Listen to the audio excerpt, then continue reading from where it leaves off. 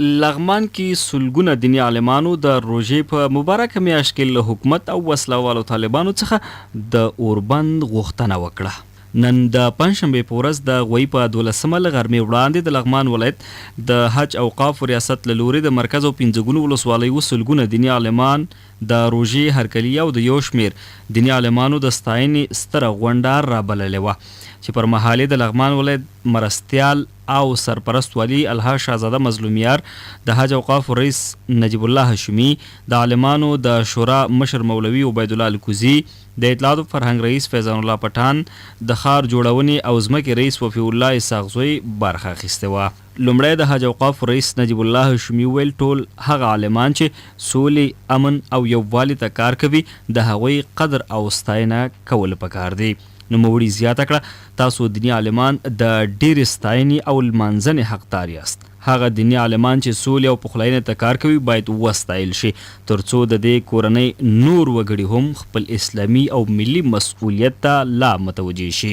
هغه زیاته کړه په ټولنه کې د دیني عالمانو رول او مسؤلیت ستر دی او باید د عالمانو خدمت او لاسنیوی وشي. هاشمي له دیني عالمانو غوښتنه وکړه چې د خپل اسلامي او ملي مسؤلیت له مخې سولې، امن، یووالي او ورورولۍ ته کار وکړي. هغه وړاندې وویل موږ تل د دیني عالمانو لاسنیوی کړی او د دوی تر شا ولاړ او دا د نن یو شمېر په هیواد مین عالمان ستایل کیږي.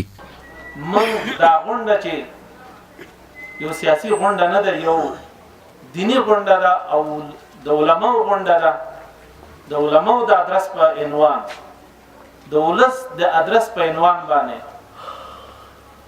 په صراحت باندې غږ کوو چې د دې میاشتې د حرمت په خاطر باندې ټول طرفونه اوربند باید دا ومني او اعلان او له تاسې هم غوښتنه ده په دې برخه کې بې تفاوته مه پاتې کړئ.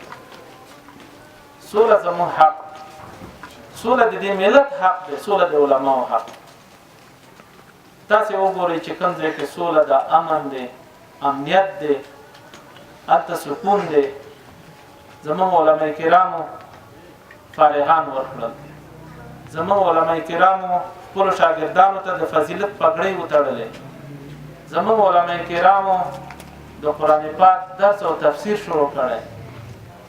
چې امن نه وي ولو که موږ او تاسو د اله العالمین د دین دغه ستر کار کوو دا بیا نشو کولی. د دې لپاره بې تفاوته مه پاتې کېږي او که بې تفاوته پاتې کېږي دا درته نن په صراحت باندې اعلان کوم چې اول به زمانه نیولې بیا تر تا پورې دا په تندي به لګېږي او وژل کېږي. یو عظیمه فتنه روانه ده چې یو داسې اور روان دی چې اول تر اوله د عالم لمن د سوځي. د دې حالت نه وویریږئ او د دې لپاره ځان بیداره کړئ، د خوبونو نه لږ راپاڅېږئ، هم حکومت باندې خپل غاړه خلاصه کړئ، هم په طالب خپل غاړه خلاصه کړئ، هم په خپلو ولسونو خپله غاړه خلاصه کړئ. د سولې لپاره کار وکوئ. د حج اوقاف رئیس د دیني عالمانو څخه غوښتنه وکړه چې د روژې په مبارکه میاشت کې د خلکو ته د روژې فضیلت د منبر له لارې بیان کړي. هاشمي له حکومت او طالبانو څخه غوښتنه وکړه چې د روژې میاشتې د رارسېدو په خاطر د اوربند وکړي تر څو بې ګناه هیوادوالو د وژنې مخه ونیول شي. د حج اوقاف رئیس زیاته کړه سوله زموږ حق ده او له ټولو دیني عالمانو څخه غوښتنه کوو که په ټول هیواد کې نه وي نو لغمان شموله سولې ته دې کار وکړي. هاشمي وویل د ټولو مساجدو امامانو ته د 15 وخته لمونځونو او اذانونو مهالویش ورکړی تر څو امامان ورڅخه د روژې په میاشت کې استفاده وکړي. ورپسې د یو تن دیني عالم عبدالحمید هاشمي د رمضان په فضیلت او دیني عالمانو په مسؤلیت تفصیلي خبرې وکړې.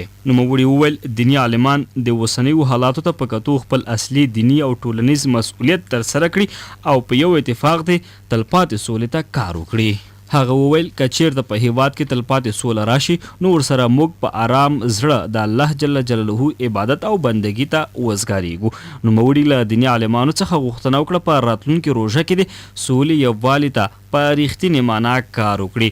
عبدالحمید هاشمي دیني عالمانو ته په خطاب کې وویل تاسې د الله جل جلاله او د بنده پر وړاندې مسؤلیت لرئ. هیله ده چې خپل مسؤلیت ادا کړئ او له دې اوسنیو حالاتو ټولنه او مسلمانان را وژغورئ.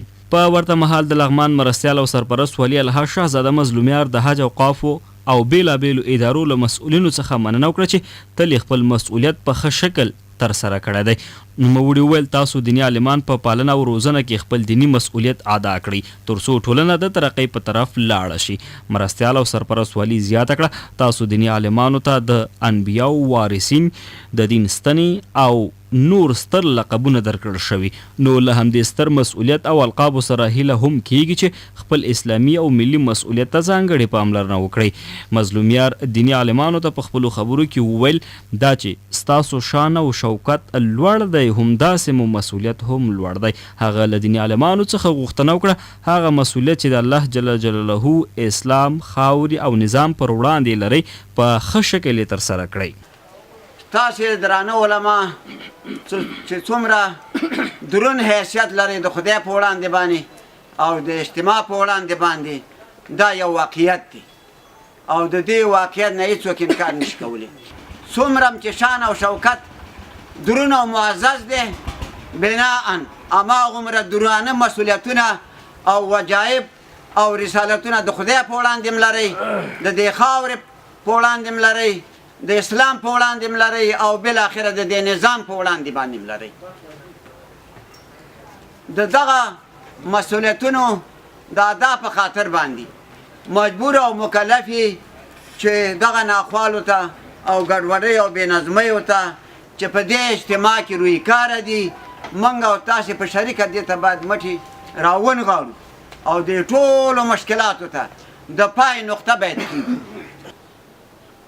دا اوس په لویه خیمه کې 3200 کسان را جمع شوي. دا معمولي او عادي جریان نه دی دا معمولي جرګه نه ده. د دې جرګې د کامیابۍ دپاره دعا پکار ده د دې دپاره د قرآن کریم ختمونه پکار دي دې دپاره د الله په دربار کې جړه او فریاد پکار دي چې خدای نور په دې ملک باندې ورحمي نور په دې کونډو رونډو یتیمانو باندې ورحمي تر څو به شهیدان ورکوو. موږ انسانان نه موږ د یو ښه ژوند غوښتونکي نه زموږ ماشومان موږ نه مکتبونه نه غواړي زموږ مریضان موږ نه شفاخانې او کلینیکونه نه غواړي موږ نه د ولس انکشافي پروژې نه غواړي موږ خپل یو مستقل ملک نه یي تر څو به دا وروروژنه یي تر څو به دا جنګونه یي.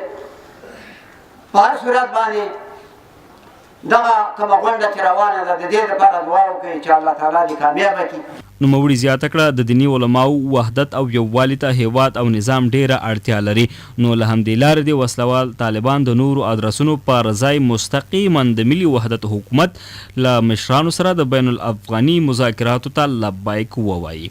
هغه له دیني عالمانو څخه غوښتنه وکړه چې د هیواد څخه بیرون او داخل په هیواد کې چې د سولې لپاره کومې هڅې روانې دي تاسو یې د بریا لپاره دعاګانې او ملاتړ وکړئ.